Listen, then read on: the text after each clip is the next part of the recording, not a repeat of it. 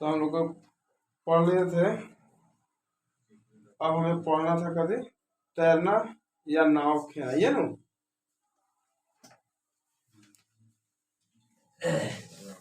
तो न्यूटन के जो था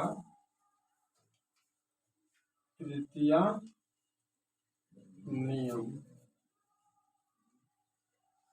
के कुछ उदाहरण पढ़ रहे थे हम लोग। उदाहरण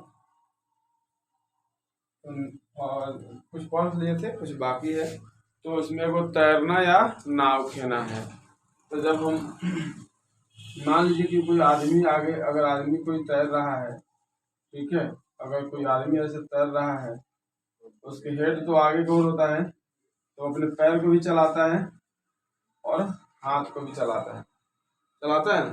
तो जब पैर को चलाना शुरू करता है तो ऐसे करके ऐसे ऐसे करता है ना।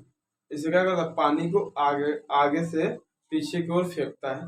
पानी को आगे से क्या करता है, पीछे की ओर फेंकता है, जिसके वजह से जितना तेजी से वो फेंकता है उतना ही तेजी से वो इंसान आगे की ओर बढ़ता है। ठीक है, तो जितना आप पीछे फोर्स लगाते हैं आपकी बॉडी उतना ही आगे जाता है। या फिर अगर आप नाव खेल रहे हैं, मान लीजिए, जाहिर सी बात है कि अगर आप नाव खेल रहे हैं, मान लीजिए कि ये नाव है और इसके जो मांझा होता है ना, मांझा, इस पे आप खड़े हैं, ठीक है, और पतवार से, यहाँ देखो, अगर आप पतवार से पीछे को फोर्स लगा रहे हैं, तो डेंगी कहाँ जाएगा, आगे की ओर जाएगा कि नहीं जाएगा। जब देखते हैं, जब हमें डेंगी को इस साइड में राउंड करना होता है, इस साइड में अगर घुमाना हो तो हमें किधर फोर्स लगाना पड़ेगा, इधर फोर्स लगाना पड़ेगा।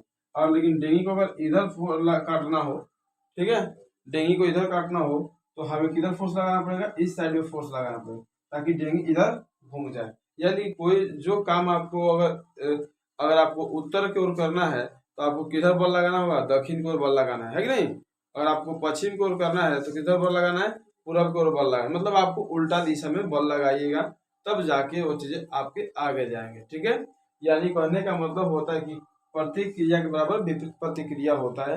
अगर हम आगे बल लगाएंगे तो पीछे जाएंगे, और पीछे के बल लगाएंगे तो कहाँ जाएंगे, आगे जाएंगे। ठीक है, तो इसको अगर आप चाहे आप नाव खेल रहे हैं चाहे खुद तैर रहे हैं, तो आप क्या करते हैं, पानी को पीछे को ढकेलते हैं तो आप आगे की ओर जाते हैं। ठीक है, चलिए, नाव से कूदना, ठीक है, किनारे पे नाव से कूदना। जब आप कभी कभी जब देखिएगा जैसे अगर आप किनारे पर आ गए, जैसे मान लीजिए कि ये आपका नाव है, मान लीजिए ये नाव है आपका, और इस पे से आप कूद रहे हैं। ठीक है, इस पे से आप कहाँ जंप कर रहे हैं, इधर को जंप कर रहे हैं। जैसे आप आगे को कूदिएगा, ऐसे अगर कूदिएगा ना तो ये डेंगी पीछे को चला जाएगा। वजह क्या है, पहले देखिए, पहले तो डेंगी करीब में नहीं आता है, मतलब क्या होता है कि यहाँ पे तो नहीं पहुंचता है, पहले इसको पानी से थोड़ा दूर ही रखा जाता है, सूखला में नहीं आता है। ठीक है, आता है क्या, आपको थोड़ा तो छलपना पड़ता है, डेंगी से छलपना पड़ता है, या अगर आप नहीं छलप सकते तो पानी में ठेहुन भर उतर जाइए और फिर आप ऊपर आइए, है कि नहीं। लेकिन डेंगी थोड़ा पानी में ही रहता है, जैसे जहाज या डेंगी पानी में ही रहता है। जहाज पर चढ़ने वाला व्यक्ति को भी देखिएगा तो पानी में हल्का तैर कर जाता है कि नहीं, मतलब तैर कर नहीं, चल के जाता है, कितना पानी में, ठेहुन भर पानी में वो चल के जाता है, वहाँ पे एथी लगा रहता है। फिर ज़्यादा खाल जो आता है उसके बाद उस पर लगा रहता है एथी वाला जो चढ़ने वाला होता है खीड़ी, उस पर चढ़ के आप जाइए उस पर। लेकिन वही कहिएगा कि एकदम जरूर गाड़ी जैसा आप एकदम करीब में लगा दीजिए जमीन का, ऐसा नहीं होता है। डेंगी में भी ऐसा नहीं होता है और ना ही जहाज में होता है। कहीं कहीं जब ज़्यादा खाई होता है और वहाँ डेंगी आराम से आ जा सकता है तो ऐसे लंबा चौड़ा करके लगा दिया जाता है सड़क। फिर भी इतना इतना क्या होता है, एक हाथ अथी से जमीन से दूर ही रहता है, आपको छलपना पड़ेगा या फिर ऐसे पैर को बढ़ा के उतरना पड़ेगा। तो जब आप छलपते हैं, इससे यहाँ से कूदते हैं, फानते हैं या कूदते हैं, जब ये कूदते हैं यहाँ से ना, ये डेंगी पीछे को बल लगाता है, कहाँ, क्योंकि आपने कहाँ बल लगाया है, आगे की ओर, तो डेंगी पीछे की ओर हट जाता है। ठीक है, जब डेंगी यहाँ से, जैसे आप यहाँ से एक व्यक्ति जो है, यहाँ मान लीजिए कि एक व्यक्ति है और ये यहाँ से अपने पैर से आगे को कूद रहा है, ठीक है, आगे को ओर कूदेगा तो डेंगी क्या हो जाएगा, पीछे की ओर लग जाएगा। क्योंकि जब हम बल आगे की ओर लगाएंगे तो हमारा क्रिया किधर होगा, पीछे की ओर होगा, ठीक है, इसलिए डेंगी पीछे की ओर हट जाता है। यहाँ पे लिखा है जब हम नाव से नदी के किनारे पर कूदते हैं तो नाव अपने पैरों से पीछे की ओर ढकेल देता है, इसी से नाव झटके से पीछे की ओर हट जाता है तथा उसके द्वारा की प्रतिक्रिया के रूप में लगाए गए बल के कारण हम आगे की ओर कूद पाते हैं। बताया, यही आपको अभी बताए हैं। अब कह रहा है कुआं से अगर हम पानी खींचते हैं तो कुएं से पानी का खींचना, ठीक है। अब यहाँ देखेंगे अगर कुआं है, कुआं से अगर पानी खींच रहे हैं, मान लीजिए कि यह कुआं है,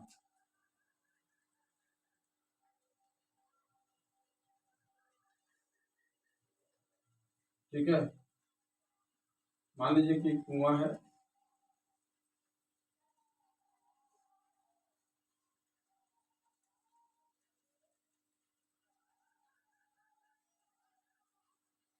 मान लीजिए ना कि कुआं है फिलहाल के लिए,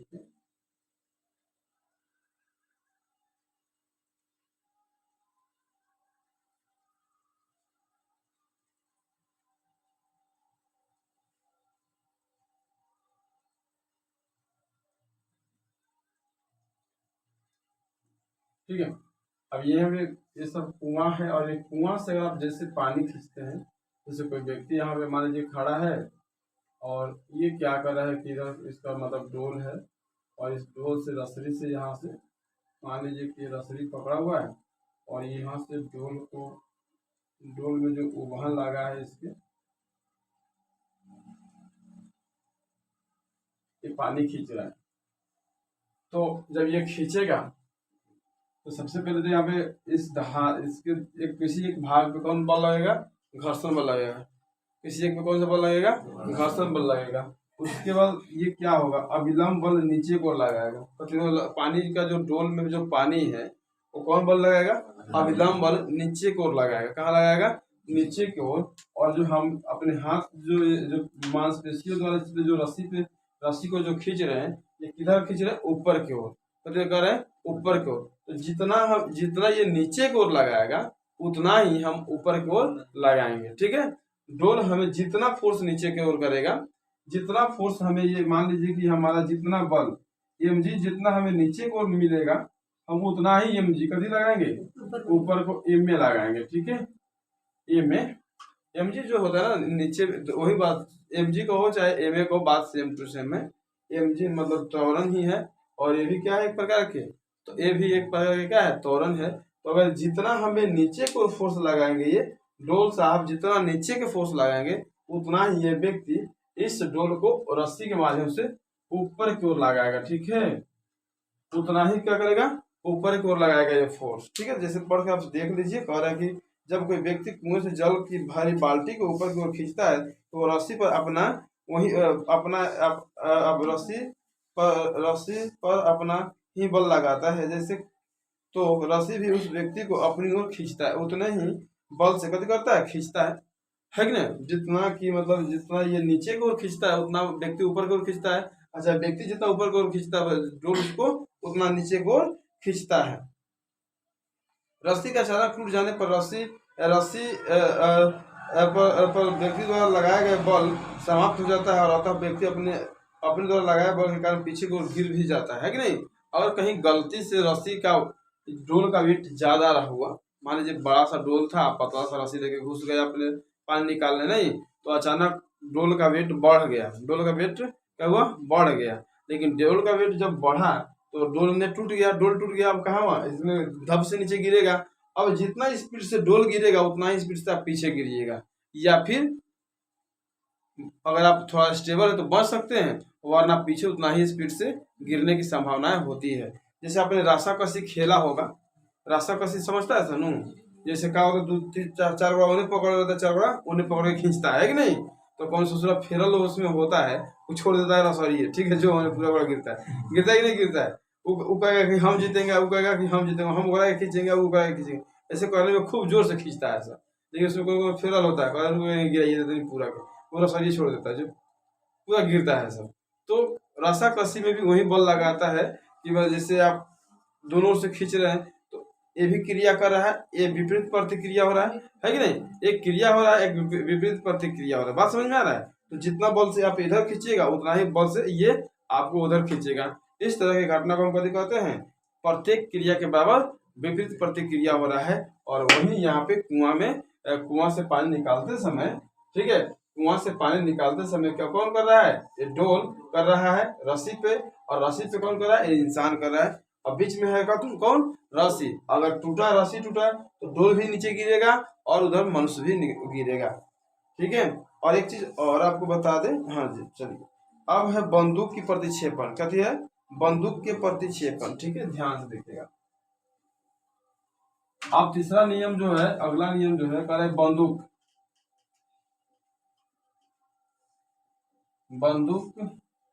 का प्रतिक्षेपण,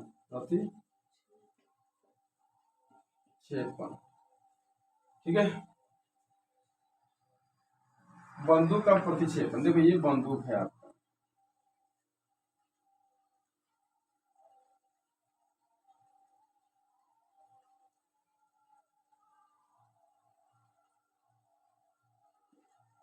ठीक है। यहाँ से थोड़ा सा इससे मोड़ देते हैं,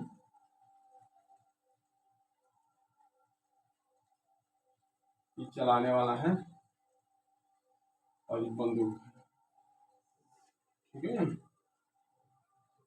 तो जैसे कि यहाँ से, जैसे बंदूक से अगर गोली निकलेगा, अब जैसे देखो यहाँ से बंदूक से निकला गोली, MU, कभी MU कभी निकला, बंदूक से निकला गोली कभी MU, और उतना ही बल से पीछे की ओर बल लगा MV, ठीक है, MV। उतना जितना गोली आगे जाएगा बंदूक भी उतना ही पीछे जाएगा। याद रखो, जितना गोली आगे जाएगा बंदूक भी उतना ही पीछे जाएगा। इसीलिए बंदूक में स्ट्रेन दिया रहता है, या फिर बंदूक चलाने से पहले ट्रेनिंग लिया जाता है। अनाड़ी आदमी बंदूक नहीं चला सकता है। या तो चलाएगा तो हेने मारेगा तो होने भाग के जाएगा, होने मारेगा तो होने भाग के जाएगा। या मारना है किसी टारगेट, किसी और टारगेट को, कोई मार देगा किसी और टारगेट को, हो सकता है तो गलती से अपनों को ही मार लेगा, ठीक है। ये भी हो सकता है कि गलती से अपना भी लग जाएगा, क्योंकि बंदूक साधारण आदमी नहीं चला सकता, उसके लिए ट्रेंड होना जरूरी है, ठीक है। बंदूक को चलाने के लिए बड़ा वाला जो बंदूक होता है उसको और सावधानी से चलाना पड़ता है, उसको पूरा एकदम पाखो या सीना पर इसे लेके चलाया जाता है, ठीक है, ताकि टारगेट मिस ना हो। ये ना कि ऐसे ऐसे उड़ा दिए, ऐसे नहीं होता है बंदूक। आप चलाइएगा कहीं फुलौने जाइएगा, मेला लगा है ना, उसमें फुलौने फोड़ने जाइएगा, आपसे नहीं फूटेगा। और आपको अगर घुमाना है तो चला देंगे, तो बंदूक में से जाके खाली फुलौना फोड़ के दिखा दीजिए, मारिएगा हिया वहाँ, हेंग मारबो हेंगा तो हेंग भाग जाएगा, है कि नहीं। इसमें ताकत होना चाहिए, इसमें इस दोनों बाजू में ताकत होना चाहिए। अब तो तू तो कहिएगा कि हमारा कौन ताकत की कमी है, जाके देखिएगा बंदूक सही नहीं खा रहेगा पहले, है कि नहीं। उसको ऐसे पकड़ के चलाना पड़ता है, इसे एकदम पूरा एकदम ऐसे पकड़ के चलाना पड़ता है, और पूरा मजबूती से। ये खाली फुलावना फोड़े वाला, हम रियल वाला बंदूक नहीं करे जाइए फुलावना मेला में फोड़ के आइए बंदूक से, तो उसमें जब जाइएगा तो आपसे वो नहीं चलेगा, ठुस दिना करेगा, वो नीचे लग जाएगा, मारिएगा ऊपर चल जाएगा नीचे। तो मेरे कहने का मतलब है कि जितना बल आप आगे के गोली आगे की ओर लगाता है, उतना ही बल बंदूक पीछे की ओर लगाता है। और इसीलिए इसमें स्टेन वगैरह दिया रहता है कि आप स्टेन पे फिक्स करिए तब चलाइए, ठीक है। आपको स्टेन पे फिक्स कर लेना है। जैसे देखें AK-47 AK-56 जो होता है, या फिर जो धड़ धड़ धड़ निकलने वाला बंदूक गोलियां होता है, उसको स्टेन पर फिक्स कर दिया जाता है और चला दाबते जाता है, ठीक है। मेरे कहने का मतलब हुआ ये कि तो आप कहिए सर जी, तो गोलियां जब तो होदरा दूर चल जाला, तो गोली के द्रव्यमान कति होला है, द्रव्यमान गोली के क्या होता है बाबू, कम होता है, कति होता है, कम होता है।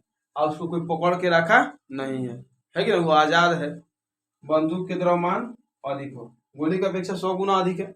100 गुना क्या मतलब 1000 गुना हो सकता है। गोली के तो 10 ग्राम की गोली रहता है, 10 ग्राम से कम की गोली होता है। 7 किलो 8 किलो का बंदूक होता है कि नहीं होता है, 7 किलो 8 किलो। थर्नाटा जो होता है ना, थर्नाटा चाहे सिक्सारा वाला, वो 1.5 से 2 किलो का होता है।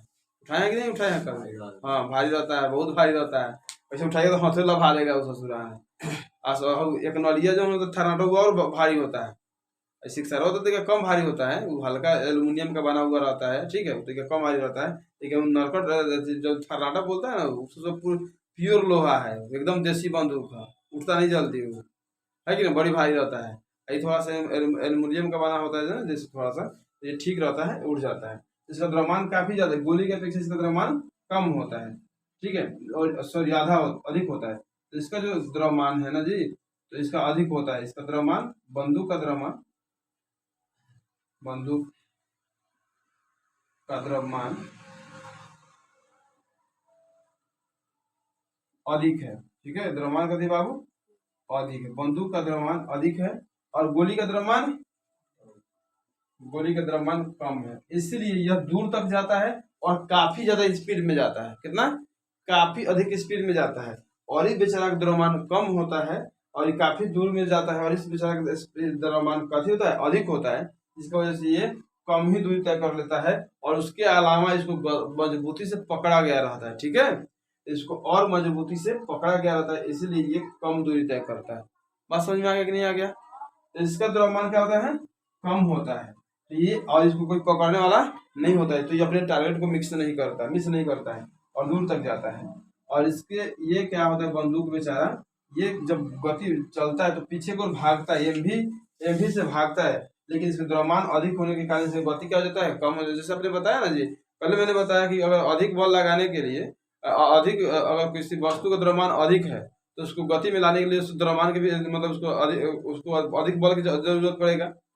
उतना उसको, अगर किसी वस्तु का द्रव्यमान अधिक है तो उसको रोकने या गति में लाने के लिए बल के अधिक जरूरत पड़ेगा। जैसे मैंने बताया कि ट्रक और साइकिल में, अगर साइकिल को चलाना है तो कभी बल में उसको रेस कर देंगे, लेकिन अगर ट्रक को चलाना है तो अधिक बल की आवश्यकता पड़ता है, पावर इंजन की जरूरत पड़ती है कि नहीं पड़ती है? हर्स, जैसे इंजन का हम लोग पावर पड़ता है, हर्स पावर, जैसे आप एचपी का जो इंजन का एचपी होता है, हर्स पावर, वो क्या था, 746 वाट होता है, होता है नहीं होता है? इस तरह के स्पीड से उसको चलाया जाता है। लेकिन साइकिल में कौन सा हॉर्स पावर लगता है? कोई हॉर्स पावर है? जितना मन करता हाँक दीजिए, है कि नहीं? तो इसीलिए इसका द्रव्यमान ज्यादा होता है, इसकी वेग कम होता है, लेकिन दोनों की गति क्या होता है, समान होता है। गति, स्पीड दोनों का गति होता है सेम होता है, बस अर्ध इसका द्रव्यमान होने के कारण कम हो जाता है, अधिक होने के कारण कम हो जाता है, लेकिन गोली का द्रव्यमान कम होने के कारण इसकी गति क्या होता है, ज्यादा होता है। तो ये गोली जितना आगे जाता है, बंदूक भी उतना ही गति करता है, पीछे को जाना चाहता है, लेकिन इसका द्रव्यमान गति बाबू अधिक है। ठीक है, बात क्लियर समझ में आ गया कि नहीं आ गया? नहीं आया तो बोलिए, हम इसको पढ़ के सुना देते हैं। जब देखो, जब बंदूक दागी जाती है तो उसे बारूद की तुरंत गैस बन जाती है, जिसका दाब बहुत अधिक होता है। परिणाम स्वरूप यह कि गैस बंदूक की नली के अंदर फैल जाती है और बहुत जोर से धक्का देकर बाहर निकलती है। गोली पर आगे की ओर लगे इस क्रिया बल के बराबर प्रतिक्रिया विपरीत दिशा में बंदूक पर लगता है। बताया आपको, पता है ना कि बराबर बोले ना अभी, कि जितना आगे जाएगा उतना पीछे जाएगा। मैंने आपको जस्ट समझाया आपको कि जितना आगे जाएगा उतना जस्ट पीछे जाएगा, ठीक है, जिससे बंदूक पीछे को प्रतिक्षेपित हो जाती है। ठीक है, अतः हम बंदूक चलाने वाले व्यक्ति को पीछे को झटका लग सकता है। बताया कि नहीं बताया कि आदमी को पीछे की ओर क्या लग, उतना ही जोर से झटका लगता है, लेकिन इसलिए उसको पाखुर में दबा के मारना है गोली, वरना अन्यथा वो किसी और को लग जाएगा। अब मारना कहीं और है, चला जाएगा कहीं और, या आपको खुद लग सकता है, घूम जाए बंदूक तक। ठीक है, अगर हाथ में कमजोर छूट गया, कोई मौलत फटा के छूट गया तो मुंह में आगे लगा गोली तो क्या हुई। वो अभी गेम आया है, देखिएगा, वो बंदूक चलाना शुरू कैसे चलाता है, वो ऊपर लग जाता है, देह पे बंदूक बम गिर जाता है। ठीक है, तो चलाने वाले को झटका, चूंकि गोली का द्रव्यमान चूंकि बंदूक का द्रव्यमान गोली के द्रव्यमान से बहुत अधिक होता है, इसीलिए बंदूक का त्वरण गोली के त्वरण से काफी कम हो जाता है। मैंने यही आपको बताया कि इसका द्रव्यमान क्या होता है, कम होता है, ये ज्यादा तेजी से चला जाता है। इसका द्रव्यमान क्या होता है, और बंदूक का द्रव्यमान कति होता है, अधिक होता है, जिसकी गति क्या होता है, कम हो जाता है। जो इसमें लिखा हुआ मैंने पहले भी बता दिया आपको। ठीक है, हल्की बंदूक पीछे को प्रतिक्षेप अधिक होता है, अतः भारी बंदूक के प्रतिक्षेप क्या होता है, कम होता है। अब हल्का बंदूक चलाने में और खतरा है, वो और तेजी से आपकी ओर आएगा, है कि नहीं? हल्का बंदूक आपको और तेजी से पीछे की ओर आएगा, जिसके झटका आपको ज्यादा जोर से भी लग सकता है, या आप खुद मार सकते हैं। इसीलिए आपको ट्रेंड होना जरूरी है। इसी कारण से जब तोप या गोला छोड़ा जाता है तो पीछे की ओर प्रतिक्षेप होता है। इसीलिए जब बम या गोला अगर छोड़ा जाता है तो कभी वो पीछे की ओर गति लगाता है, और इसलिए उसको स्टैंड पर फिक्स किया जाता है। तो वगैरह का स्टेम फिक्स किया जाता है कि नहीं किया जाता है, यही कारण है, समझ में आया। और इसीलिए आपको गोली चलाने से पहले ट्रेनिंग लेना जरूरी है ना, कि बंदूक लेके क्या को ठोक दीजिएगा, ऐसा नहीं होता है, ठीक है। उसके लिए ट्रेनिंग ट्रेनिंग की जरूरी होता है, और मांसपेशियों में ताकत होना जरूरी है। इसीलिए दौड़ने वाला, कूदने वाला, फाड़ने वाला ही ज्यादातर स्टेबल होता है बंदूक चलाने में, या फिर जो टेक्नोलॉजी जान रहा है इसके बारे में, जो कैसे चलाया जा सकता है, चला सकता है। अब बात करते हैं रॉकेट के। रॉकेट की गति कौन करने गति? रॉकेट की गति, रॉकेट की गति।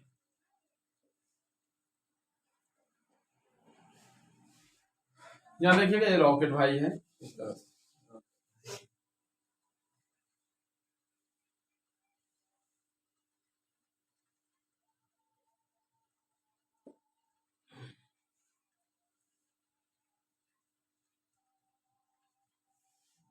ठीक है।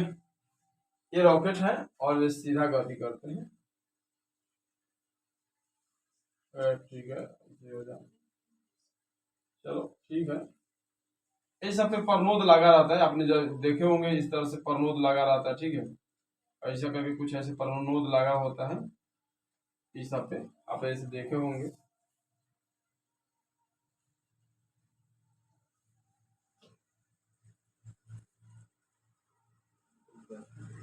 हाँ, ये इसको जब जब मान लीजिए ये फॉयल खत्म हो जाएगा, जैसे पहले इससे चलेगा, ठीक, पहले इसमें परनोद लगा रहता है, कुछ दूर जाएगा तो ये तो वाला खत्म हो जाएगा, उसके बाद ये इसको आगे बढ़ाएगा, ठीक है, जितना दूर के ये है उतना दूर जाने के बाद खत्म हो जाएगा, ये अपना पत्थर नीचे गिर जाएगा। उसके बाद ये मान लीजिए कि ये वाला एक्टिव हो गया, तो ये इसको कुछ दूर लेके जाएगा, ठीक है। उसके बाद ये खत्म हो जाएगा, तो ये वाला उसको चलाएगा, ठीक है, और ऐसे ऐसे लेकर जाएगा और लेकर आएगा अभी, ठीक है। खाली जाने वाला है तो जाके दोनों खत्म हो जाएगा, ठीक है। आने वाला है तो एक बचा कर रखना पड़ेगा, ताकि उधर से रिटर्न भी होना है कि नहीं, ना तो दोनों फॉइल तो दोनों का क्या बोलते हैं ना, प्रणोदक उड़ा गया तो आप खत्म हो जाएंगे, ऊपर रह जाएंगे, ठीक है। और आप फिर अंतरिक्ष में घूमते रहिए, फिर नीचे नहीं आ पाइएगा, ठीक है। तो ये इसलिए परनोद लगा रहता है। चलिए बाबू देखते हैं, पर रॉकेट की गति के लिए जब जब हम देखते हैं कि रॉकेट जब ऊपर की ओर गति करता है तो बहुत जोर से नीचे की ओर क्या देता है, गैस छोड़ता है, गैस छोड़ता है ना जी। तो जितना धरती से इसका गैस टकराएगा, जितना नीचे धरती से इसका गैस टकराएगा, जितना वेग से नीचे टकराएगा रॉकेट, उतना ही वेग से ऊपर की ओर गति करेगा, ठीक है। रॉकेट उतना ही ऊपर वेग से गति करेगा, समझ में आ रहा है। जितना नीचे टकराएगा, धरती से जितना तेजी में टकराएगा, उतना ही तेजी से रॉकेट क्या करेगा, ऊपर की ओर गति करेगा। तो कह रहा है कि यहाँ पे ध्यान से देखिएगा, रॉकेट में एक दहन कक्ष होता है, जिसे मैंने आपको बताया कि ये दहन कक्ष है, ये भी आपको है दहन कक्ष, ये भी आपका क्या है, दहन कक्ष है।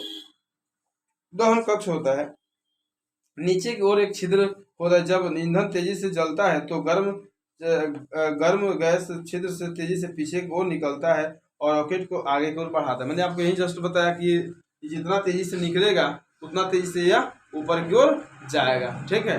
कल आपने देखा होगा आसमान में 3:30 बजे के करीब में कि इधर से कुछ जा रहा था और एक धुआं का लकीरें जा रही थी, एकदम जा रही थी ना जा रहे थे, तो वो कोई रॉकेट जो छोड़ा गया अभी हाल ही फिलहाल में, कोई रॉकेट छोड़ा गया है इसरो द्वारा, ठीक है। वही रॉकेट शायद चक्कर मार रहा है, ठीक है। तो घूमते घूमते कक्षा को पार कर जाएगा, ठीक है। वो पूरे घूमते घूमते पूरा अभी 8-9 दिन आपको दिखाई देगा, ठीक है, मतलब 2 दिन 3 दिन पर दिखाई देगा वो, तो पूरे चक्कर मारेगा उस पृथ्वी को, ऐसे चक्कर मारते मारते हो जाएगा, ठीक है।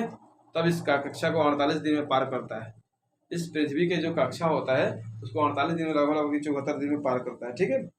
चलिए जितना दिन में पार कर जाए। रॉकेट द्वारा गैस पर लगाया गया बल क्रिया बल है, और तो इसके फलस्वरूप गैस द्वारा रॉकेट पर विपरीत दिशा में लगाया गया बल प्रतिक्रिया बल है। इसी कारण से इसी प्रतिक्रिया बल के कारण रॉकेट आगे की ओर गति करता है। मैंने जस्ट आपको बताया कि अगर जैसे जैसे ये जितना नीचे देंगे, ठीक है, वो उतना ही ऊपर क्या होगा, बढ़ता जाएगा। तो मान लीजिए कि यह क्रिया बल है, तो इसका ऊपर की ओर जाना कथी हो गया, प्रतिक्रिया बल हो गया। कथी हो गया, मान लीजिए कि नीचे की ओर जो गैस दे रहा है कौन बल हो गया, क्रिया बल, तो ऊपर वाला कथी हो गया, प्रतिक्रिया बल हो गया। तो जितना नीचे क्रिया करेंगे उतना ऊपर कभी होगा, प्रतिक्रिया होगा। बात समझ में आया? तभी जाके रॉकेट एक गति करता है। बात समझ में आ गया? तो ये न्यूटन के गति करना नियम पर, तृतीय नियम पर ये गति करना शुरू करता है। न्यूटन के तृतीय नियम पर ये गति करना शुरू करता है। कौन? रॉकेट। इसलिए न्यूटन के थर्ड लॉ पढ़ना जरूरी है, ना तो रॉकेट उड़ाने चल गया, न्यूटन के थर्ड लॉ पते ना है तो कैसे उड़ाइएगा, है कि ना? इसलिए स्पेस साइंटिस्ट को ये सभी चीजें पता होनी जरूरी है। अब आपसे कोई पूछ देता है कि रॉकेट किस गति पर काम करे, रॉकेट कहाँ गति पर काम करे, उड़ा तो उड़ेगा, है कि नहीं? ऐसा थोड़ा ना होता है। रॉकेट गति करता है किस नियम पर गति करता है? तो वह न्यूटन के थर्ड लॉ के सापेक्ष में गति करता है कि हम जितना नीचे बल लगाएंगे उतना ऊपर हमारा रॉकेट जाएगा। अब वो बात आ रहा है कि टांगा को घोड़े को गाड़ी को खींचना, मतलब टांगा जो होता है ना, टांगा बैठा है टांगा पर, है कि ना? ना तो राजगीर में देखा होगा एगो टांगा था और पर 2 आदमी बैठ जाता था, है कि नहीं? तो देखा था ना, एकदम बहुत बड़ा राजगीर में टांगा था, है कि नहीं? तो वो टांगा क्या होता है कि टांगा को घोड़ा खींचता है या बैल को कौन खींचता है? बैल खींचता है कभी को? टायर को या बैलगाड़ी कहिए उसको, खींचता है कि नहीं खींचता है? तो टायर को बैल खींचता है, मान लेते हैं टायर को बैल खींचता है, टायरवा को बैल ना खींचता है, तो बैल को भी तो टायर पीछे की ओर खींचता है कि ना? अगर वह बल, जैसे देखिए, अब रॉकेट साहब आप फट जाइए, देखेंगे जैसे कि मान लीजिए कि हम लोग पढ़ रहे हैं गति घोड़े का ना,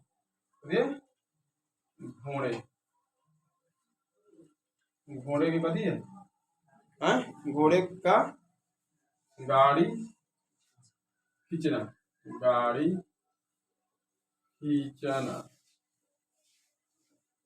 या टांगा खींचना, है नु? टांगा खींचना, गाड़ी खींचना या टांगा खींचना। जैसे आप अगर बैठ जाते हैं, मान लीजिए टांगा तो हम बना नहीं सकते हैं, हमको आएगा कि नहीं आएगा। फिलहाल मान लीजिए कि टांगा है और इसके आगे घोड़ा है, ठीक है? यहाँ देखिए, मान लीजिए कि फिलहाल कुछ के लिए टांगा है मान लीजिए, और इसके आगे एक डंडा लगा होता है, डंडा में कभी बांधा है घोड़ा, ठीक है? और घोड़ा को बंधिया से बांध दिया गया, रसरी वगैरह से, ठीक है? रसरी वगैरह से बांध दिया गया।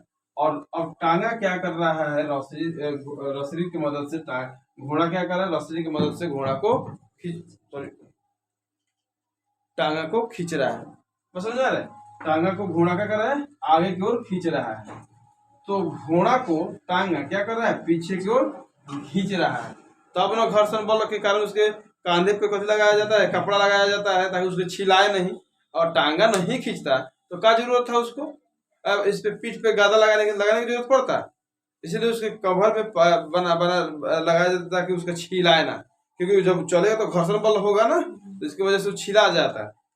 टांगा खींचता है घोड़ा को और घोड़ा खींचता है किसको? टांगा को, है कि नहीं? टांगा खींचता है घोड़ा को और घोड़ा खींचता है किसको? टांगा को। तो घोड़ा करता है क्रिया बल और टांगा कथी करता है? उसको प्रतिक्रिया बल। तो यही कारण है कि टांगा और घोड़ा आसानी से चल जाता है, ठीक है? आप अगर साइकिल चलाकर लगाते हैं तो अपना मांसपेशिया बल किसके ऊपर लगाते हैं? किसके ऊपर लगाते हैं? पॉडल पर लगाते हैं। मांसपेशिया बल किस पे लगाते हैं? पॉडल की ओर, आगे की ओर। पॉडल पर किसी ओर लगाते हैं? आगे की ओर। तब आपका साइकिल आगे की ओर जाता है कि नहीं जाता है? जाता है ना जी। अगर आप बल नहीं लगाइएगा तो जाएगा आगे? नहीं जाएगा। अर्थात जितना पॉडल पर आप लगा तो उतना ही पॉडल आपके ऊपर बल लगाता है, ठीक है? बात समझ में आ रहा है? उसी तरह से यहाँ पे भी है, जितना घोड़ा टांगा को जितना आगे खींचता है उतना ही पीछे उसको कौन खींचता है?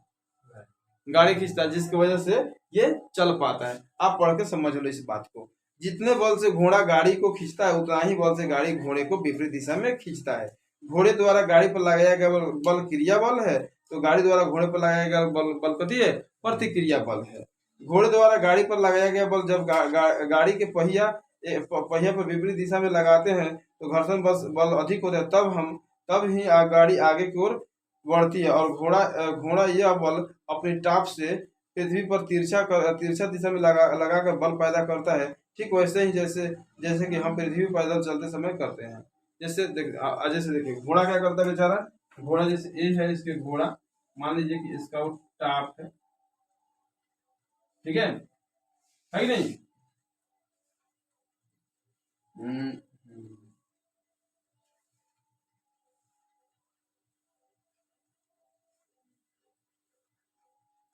तो जैसे घोड़ा इधर तिरछा बल पीछे को लगाता है कि नहीं, तो इसका देह आगे जाता है, कब जाता है, देह आगे की ओर जाता है। अब बना सकते हैं घोड़ा, ठीक है, अब थोड़ा दिमाग में आ गया उसका फिगर, है कि नहीं। तो घोड़ा आगे की ओर जाता है, जब ये पीछे की ओर बल लगाता है तो कहाँ जाता है, आगे की ओर लगा जाता है। तो जब इसके पहिए, जब इसके चाका होते हैं, चाका कहाँ किधर नाचता है, पीछे को नाचता है, कभी होता है, पीछे को नाचता है। कहाँ नाचता है, पीछे। देखो ये जैसे बल इधर की ओर लगा रहा है, वैसा ही कथी होता है, पहिया भी पीछे को नाच रहा है। तो जब पहिया नीचे को जा रहा है तो टांगवा कहाँ जा रहा है, आगे की ओर जा रहा है। तो इसमें बैठा हुआ आदमी कहाँ को जा रहा है, आपकी वो बॉल लगा रहा है, वो ससुरा करम को ही लगा बैठा है, तो बॉल लगा है कि नहीं। चुपचाप वो देख रहा है कि कहाँ जा रहे हैं, आगे को जा रहा है। तो जैसे आप टांगा के अपने पैर से पीछे को बल लगाएगा, तो चक्का भी उसे ही पीछे को बल लगाएगा, है कि नहीं। इसकी वजह से टांगा आगे को जाएगा। बात समझ में आ गया। तो यही क्रिया और प्रतिक्रिया का बल है। अब हम चलते हैं सूर्य, पृथ्वी और चंद्रमा। देखिएगा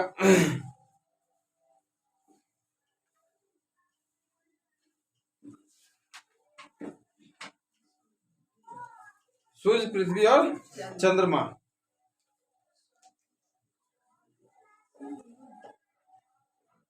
सूर्य, पृथ्वी और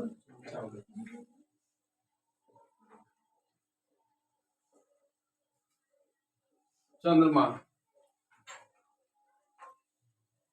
सूर्य पृथ्वी को खींचता है। सूर्य को किसको खींचता है, मान लीजिए सूर्य है, मान लीजिए सूर्य है और ये कथी है, पृथ्वी है, ठीक है। तो सूर्य पृथ्वी को खींचता है। सूर्य पृथ्वी को क्या करता है, अपनी ओर खींचता है, इधर की ओर खींचता है। तो पृथ्वी सूर्य को उतना ही बल, परिणाम के बल से खींचता है। जब ये महोदय, सूर्य महोदय हैं, ये सूर्य महोदय हैं, और ये पृथ्वी को जब खींचता है अपने ओर, तो पृथ्वी भी क्या करता है, अपने ओर इसको खींचता है। ये भी उतना ही बल से इसको भी खींचता है। ये कहता है हम भी पीछे नहीं हैं और आप भी पीछे नहीं, तो हम भी आपसे पीछे नहीं है। आप भले हमारा देवता है, सूर्य देवता है, लेकिन थोड़ा ना कि आप बोल लगाएंगे तो हम छोड़ देंगे। आपने देखा होगा कृष्णा जी क्या होते हैं, जब पराजित का पुष्प लाने जाते हैं इंद्रलोक से, स्वर्ग लोक से, अपने पत्नी साथ साथ भामा के लिए, तो इंद्र कहता है कि नहीं, मैं आपको ये फल, ये पुष्प नहीं दे सकता हूँ। भले आप मेरा भगवान हैं, लेकिन पराजित का जो फल है मृत्यु लोक में हम नहीं जाने देंगे, ठीक है। इसके लिए आपको मुझसे अगर युद्ध भी करना पड़े तो भले भगवान है, नारायण है, लेकिन मैं आपसे युद्ध करूंगा, है कि नहीं। मतलब वो अपना धर्म की रक्षा करते हैं, और ये अपनी पत्नी के लिए लाने गए तो ये भी अपने धर्म की रक्षा कर रहे हैं, है कि नहीं। मतलब एक मनुष्य का जो लालच होता है वो क्या, मतलब आपको कोई अगर नहीं कोई वस्तु देता है और आप ताकतवर हैं, योग्य हैं, तो आप कभी कोई लड़वे ना करिएगा। तो वो भी अपने मतलब ताकतवर ये धर्म का पालन करते हैं, वो अपने धर्म का इंद्र पालन करते हैं। तो श्री कृष्ण में और इंद्र में क्या होता है, लड़ाई होती है, युद्ध होती है कि नहीं होती है। जब युद्ध समाप्त होता है तो श्री कृष्ण से कहते हैं, इंद्र भगवान कहते हैं कि भगवान आप मेरे लोक में चलिए, आपके रहने और खाने पीने का सारा व्यवस्था किया गया है कि नहीं। मतलब दोनों आदमी फिर दिन भर लड़ते हैं, लेकिन जब शाम होता है तो श्री कृष्ण के पास इंद्र आके कहते हैं कि प्रभु चलिए, चलिए आपके लिए हमारे ही लोक में रहने और खाने पीने का व्यवस्था किया गया है। तो श्री कृष्ण कहते हैं कि मैं आपके अभी दुश्मन हूँ, मैं आपके लोक में नहीं जा सकता, है कि नहीं। मैं अभी यहीं पे भगवान शंकर के पास तपस्या के रात्रि का विश्राम करूंगा, ठीक है। तो वहीं पे विश्राम, लेकिन कहने का मतलब है कि आप अपने धर्म का रक्षा करिए, मैं आपके धर्म का रक्षा करूंगा। आप भले मेरा भगवान है, लेकिन न्याय और धर्म को हम नहीं छोड़ सकते क्या। अगर आप भगवान हैं, गलती कर रहे हैं, तो मुझे बताना जरूरी है कि आप गलत कर रहे हैं, ठीक है। ये जरूरी नहीं कि आप भगवान है, आप गलत कर तो मान ले, ये तो मूर्खतापूर्ण अंधभक्त हो गए आप। कौन भक्त हो गए, अंधभक्त, कि भगवान गलत कर रहे हैं, फिर भी भगवान को ये नहीं बताया जा रहा कि भगवान आप गलत कर रहे हैं। मानिए जानिए सब कुछ कहिए उनको, लेकिन उनको बताइए। जैसे मैं ही आपको पढ़ा रहा हूँ, अगर मैं गलत आपको पढ़ा रहा हूँ तो आप बोलिए सर ये टॉपिक गलत हो रहा है कि नहीं, थोड़ा सा इसको फिर से पढ़ा दे, दूसरा ढंग से तरीके पढ़ा दे तो ठीक होता, बाकी सारा भविष्य, बच्चे का भविष्य बच जाता है कि नहीं। तो कोई गुरु गलत करे फिर ही बोलिए, बाप माताजी अगर लगता है कि थोड़ी गलत हो रही है वहां पे भी आप टोक सकते हैं।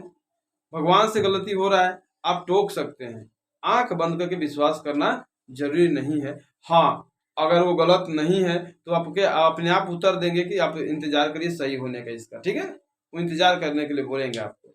लेकिन ये चीजें आप रोकिए मत, कि अपने मीन है कि आप अच्छाई को छुपाइए मत, ठीक है, और बुराई को आगे बढ़ने दीजिए, ऐसा मत करिए, वरना समय रहते आपको भुगतना पड़ेगा उसकी सजा, और पृथ्वी के हर प्राणी को उसका सजा भुगतना पड़ेगा, ठीक है। तो इसलिए कभी भी किसी का बात मत मान के चलिए। तो देखिए यहाँ पे जैसे पृथ्वी, अगर सूर्य सूर्य पृथ्वी पर जितना बल लगा रहा है, जितना बल ये लगाएंगे, मान लीजिए कि ए में ई लगा रहे हैं, तो पृथ्वी भी उतना ही बल सूर्य पे लगा रहा है, कथी ए में, ठीक है, जितना बल ये उतना बल पृथ्वी, बात समझ में आ रहा है, जितना बल पृथ्वी उतना बल सूर्य।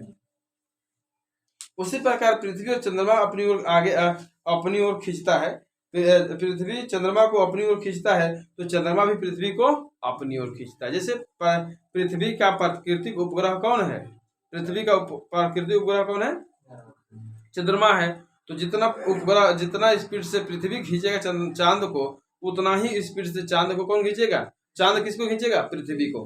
बात समझ आ रहा है, जितना स्पीड से चांद को पृथ्वी खींचेगा उतना ही स्पीड से चांद पृथ्वी को अपने ओर खींचेगा, तब जाके दोनों एक दूसरे से दूरी का समानता रहता है, और एक दूसरे के मतलब डिस्टेंस हमेशा एक समान बना रहता है, ठीक है।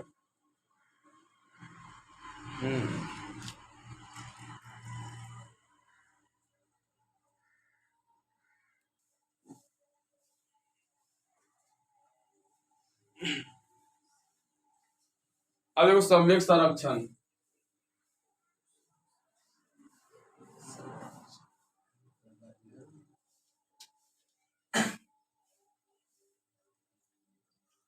संवेग संरक्षण के पहले नियम जितना है उसको पढ़ लीजिए, ठीक है। कह रहा है कि न्यूटन के द्वितीय गति के नियम से स्पष्ट होता है कि यदि किसी वस्तु पर कोई बल आरोपित ना हो तो उसके संवेग में कोई परिवर्तन नहीं होता। मतलब न्यूटन के प्रथम सेकंड लॉ कहता है, द्वितीय नियम कहता है कि अगर किसी वस्तु पर अगर हम बल नहीं लगाते हैं, ठीक है, तो उसकी गति में कोई परिवर्तन नहीं होता है। उस पर अगर हम बल लगाएंगे तो अगर उस पर हम बल लगाते हैं तो उसके संवेग में परिवर्तन होगा, ठीक है। तो जब तक किसी वस्तु पर अगर हम बल नहीं लगाते तो उस पर कोई परिवर्तन नहीं दिखाई देता है, ठीक है। अर्थात वेग संवेग क्या रहेगा, नियत रहेगा। मान लीजिए कि कोई यहाँ पिन है, मान लीजिए कि यह कोई कथी है, पिन है, तो इस पर हम कोई बल नहीं लगा रहे हैं, तो जहाँ है वहीं पे पड़ा हुआ है कि नहीं। इस पर बल लगाएंगे तो संवेग में परिवर्तन होगा, है कि ना, एम भी हो जाएगा। मान लीजिए कि हम पी बल, मान लीजिए हम उसमें कथी लगा रहे हैं, पी बल लगा रहे हैं, तो इस पर कथी हो जाएगा, इसकी गति में कथी परिवर्तन हो जाएगा, एम भी हो जाएगा, ठीक है। तो यही कह रहा है कि अगर हम कोई परिवर्तन बल नहीं लगाते तो कथी रहेगा, नियत बना रहेगा। यह निष्कर्ष निकलता है कि संवेग कथी होता है, संवेग संरक्षण का सिद्धांत निकलता है, संवेग संरक्षण के सिद्धांत निकलता है कि भाई जब तक इसको हम कोई बाह्य बल नहीं लगाएंगे इसमें कोई परिवर्तन नहीं होगा, यानी कि संवेग कथी हो रहेगा, संरक्षण रहेगा, ठीक है। तो कहता है कि संवेग संरक्षण के नियम से हम जानते हैं कि वस्तु के निकाय पर यदि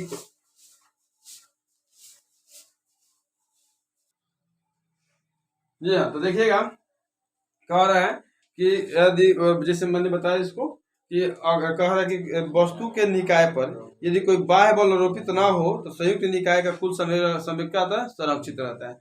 जैसे आपने ऊर्जा सिद्धांत को पढ़ा होगा, ऊर्जा संरक्षण सिद्धांत के, जैसे जब कोई वस्तु, जैसे आप कोई द्रव्यमान संरक्षण के नियम पढ़ा होगा, ऊर्जा संरक्षण के नियम पढ़ा होगा, वैसा ही कहते हैं संवेग संरक्षण का नियम। जैसे क्या होता है, ऊर्जा संरक्षण के नियम क्या होता है कि ऊर्जा का ना तो उत्पन्न किया जाता है और ना इसको समाप्त किया जाता है, बशर्ते एक रूप से दूसरे रूप में बदला जाता है। वैसा ही यहाँ पे भी है कि जब तक कोई बाह्य बल आरोपित ना हो, इस पे जब इस वस्तु पे कोई जब बाह्य बल ना उत्पन्न किया जाए तब तक इसके संवेग में कोई परिवर्तन नहीं होगा या इसमें कोई हरकत नहीं देखने को नजर आएगा, ठीक है।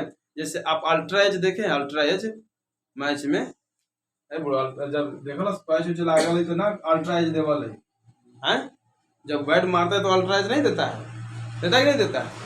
तो जब बॉल बैट पे नहीं लगा रहता है तो ये लाइन में कोई हरकत होता है? कोई लाइन में हरकत नहीं होता है, साफ है, आराम से इन लोग चल जाता है, कोई हरकत नहीं होता है। लेकिन अगर जैसे लागल रहा अल्ट्रा एज कर किची किची ऐसे ऐसे दिखाई दे लेता है, ये अल्ट्रा एज है। कथी है?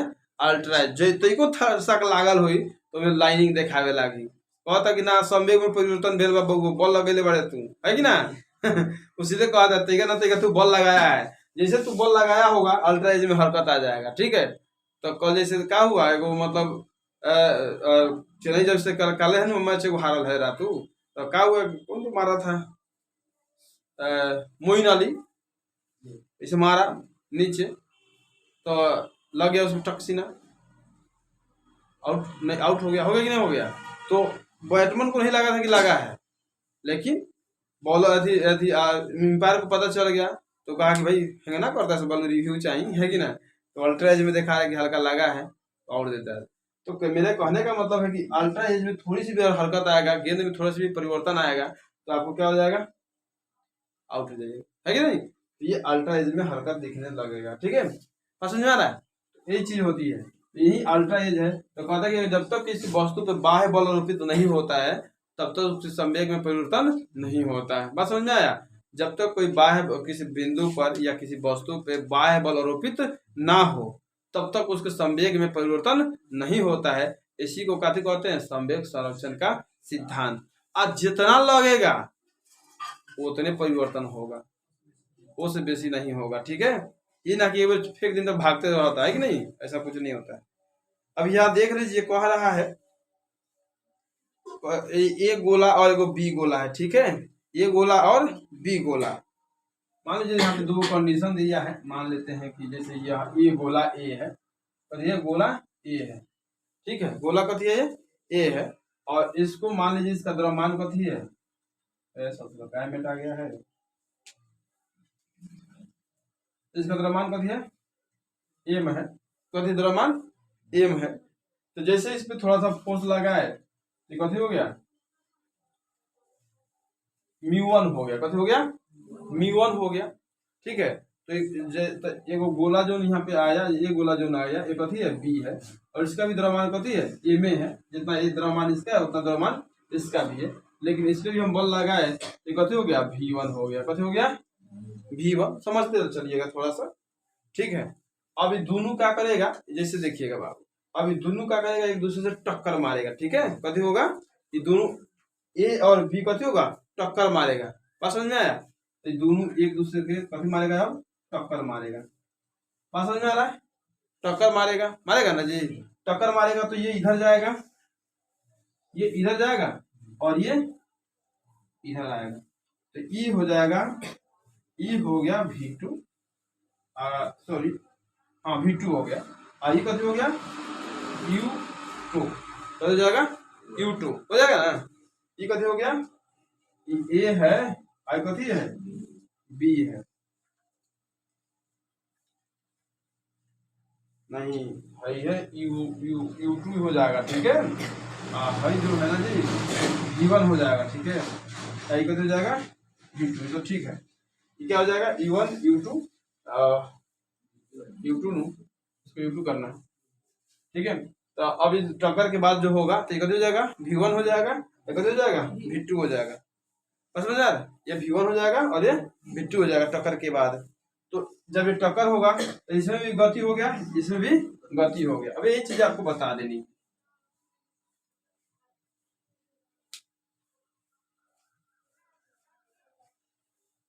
जैसे देखिएगा F, जैसे मान लीजिए कि पहले आप देख लीजिए कि ए गोला में संवेग परिवर्तन, ए गोला में संवेग परिवर्तन, संवेग परिवर्तन, ठीक है। एक गोला जो इसमें हो रहा है, एक गोला, इस गोला में संवेग में क्या होता है, परिवर्तन, ध्यान से देखिएगा। संवेग में परिवर्तन जब होगा इसके तो क्या हो जाएगा भाई, V1 M1 हो जाएगा, M1 V1 माइनस क्या हो जाएगा, माइनस क्या हो जाएगा, M1 U1 हो जाएगा। M1 U1 देखो ये गोला यहाँ पे है ना, तो इसमें कथी हुआ M1 यहाँ यो M है ना है जी, M1 है, ठीक है, यह M2 है और ये भी कथी है M2 है, ठीक है। तो मान लीजिए कि यह M1 तो यहाँ पे देखिए इसको M1 कहिए, तो देखिए यहाँ पे जैसे पहले हुआ तो M1 कभी हुआ M1 U1 था, और जब परिवर्तन हुआ इसके संवेग में क्या हुआ परिवर्तन हुआ, टक्कर जब हुआ तो कभी हुआ M1 V1 हो गया, ठीक है। टक्कर के बाद जैसे मान लीजिए कि कोई वस्तु यहाँ से चल रहा है, यहाँ रुका हुआ है, तो इसका कथी द्रव्यमान है M1 है और U1 है। अब यहाँ से चल दिया तो कथी हो गया M1 कथी हो गया M द्रव्यमान तो चेंज नहीं हो रहा है, द्रव्यमान तो सेम रहेगा ना, द्रव्यमान कहीं भी लेके धरती पर से कहीं भी लेके जाइए तो सेम ही रहता है, ठीक है। द्रव्यमान जिसका जितना है उतना ही कहीं भी लेके जाइए उतना ही रहेगा। तो मान लीजिए यहाँ से गया तो इसकी गति में थोड़ा सा इसके मतलब परिवर्तन आया ना, तो कथी हो गया V1 हो गया, कथी हो गया V1। और एक जो है इसका द्रव्यमान जो M2 है, यहाँ पे कथी है U2 है, इस पे जो रुका है M1 M2 और U2 जो रुका हुआ है तो M1 M2 U2 है, ठीक है। अब जब वहां से टक्कर के बाद जब हुआ तो कथी हो गया M2 तो हो गया, अब कथी हो गया V2 हो गया। तो किसके लिए हो गया B के लिए, कथी के लिए B के लिए। अब B के लिए लिखेंगे, B के लिए संवेग में परिवर्तन, संवेग में परिवर्तन।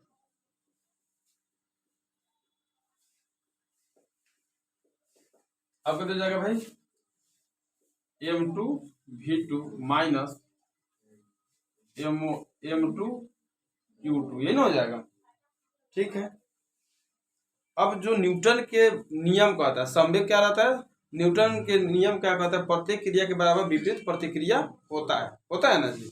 जैसे देखिए प्रत्येक क्रिया के बराबर विपरीत प्रतिक्रिया होता है, तो मान लीजिए जो बल लगेगा ए बी लगेगा, ए बी पर लगेगा, एक बार सीधा लगेगा, एक बार ए बी बी है, यहाँ पे बी है, एक बार दोनों में ए बी लगेगा, है कि ना। उसके बाद हटेगा तो बी ए हो जाएगा, उल्टा हो जाएगा, तो बराबर हो जाएगा। जब विपरीत दिशा में गति करेगा तो गति हो जाएगा बी ए हो जाएगा, क्लियर, ठीक है।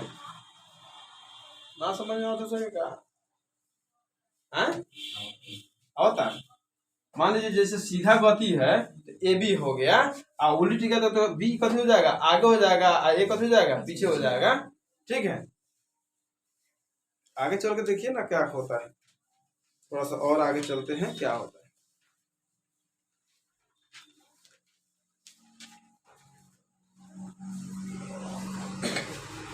तो संवेग में जब परिवर्तन होता है, तो जब संवेग में परिवर्तन होता है तो बल बराबर क्या हो जाएगा,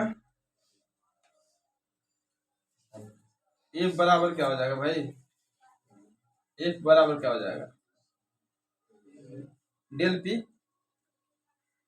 हो जाएगा ना, है डेल पी होगा कि नहीं होगा, होगा डेल पी हो जाएगा। और यहाँ देखेंगे और ये डेल पी ही है, ये कथी है डेल पी ही है, ये भी डेल पी ही है बाबू, कथी है ये डेल पी ही है, ठीक है। आज जब समय के साथ संवेग में परिवर्तन होता है तो बटन में हम क्या लगा लेते हैं टी लगा लेते हैं, क्या लगा लेते हैं टी, ठीक है। तो आप क्या करिए इस दोनों का मान रख दीजिए, इसका और इसका मान, तो यहाँ इसका मान ये है, तो समय में परिवर्तन होता है इसका संज्ञा कथी लगा लीजिए टी लगा लीजिए, टी लगा ही लीजिए समय में। अब इसका मान देखिएगा बाप, M1 कथी हो जाएगा V1 आप बटा कथी टी, और सॉरी एक बार माइनस भी कर लीजिए, और कथी है M1 U1 बटा टी हो गया, बराबर कथी हो गया M2 V2 minus M2 U2 बड़ा कथी टी से टी खत्म, M1 V1 minus M2 M1 U1 बराबर क्या हो जाएगा M2 V2 minus M2 U2, ठीक है। अब ए वाला को इधर भेज दीजिए और इसको इधर भेज दीजिए, ठीक है, या फिर आप इतना ही नहीं भेज लीजिए, ठीक, आप उतारिएगा।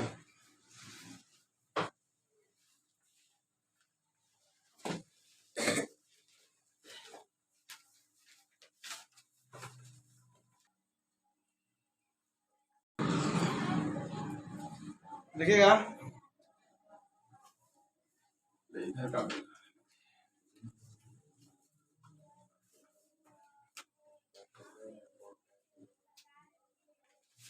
यहाँ देखिएगा, अब सुनिएगा कि अब देखिए ये माइनस यहाँ था, तो इस पूरे माइनस इसमें गुना करेंगे तो हो जाएगा। रुको यहाँ देखो, m1 v1 minus m1 u1 बराबर माइनस m2 v2 माइनस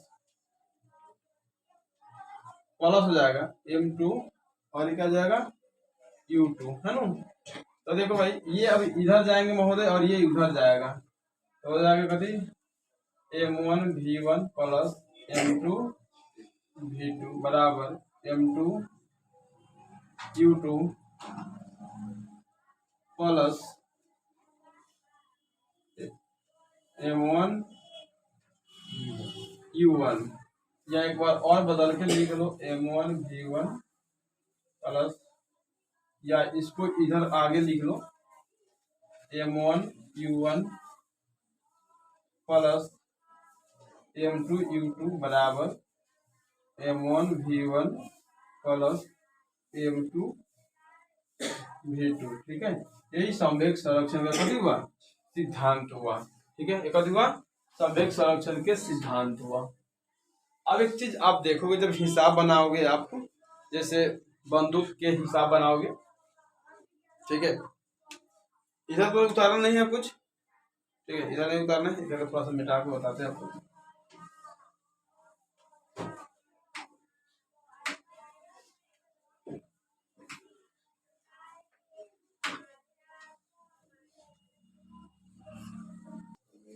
यहाँ देखो देखिएगा, तो कह रहा है सुनिएगा, और अब बंदूक का हिसाब आ रहा है,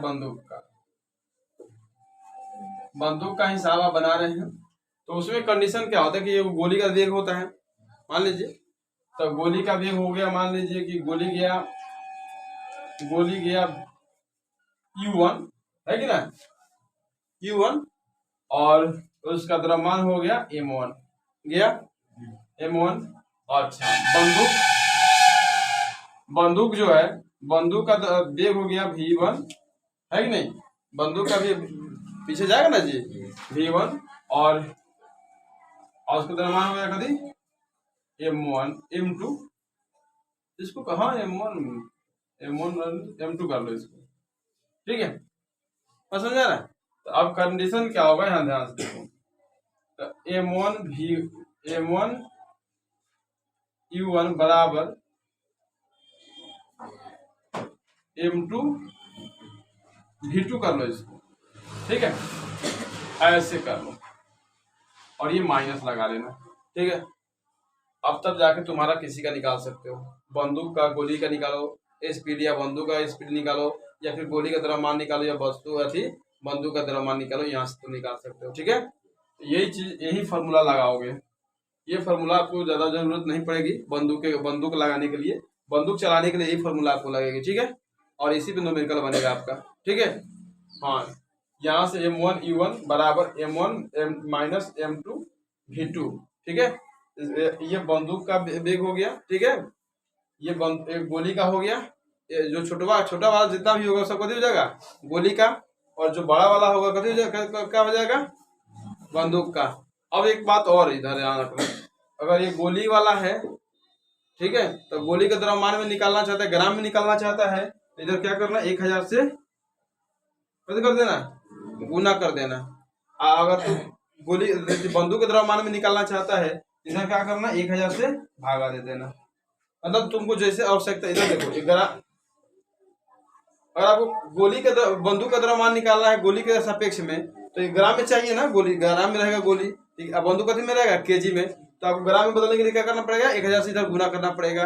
अगर इसको केजी में निकालना चाहते हैं तो इधर क्या करना पड़ेगा 1000 से भागा देना पड़ेगा, क्लियर, ठीक है, हो जाएगा।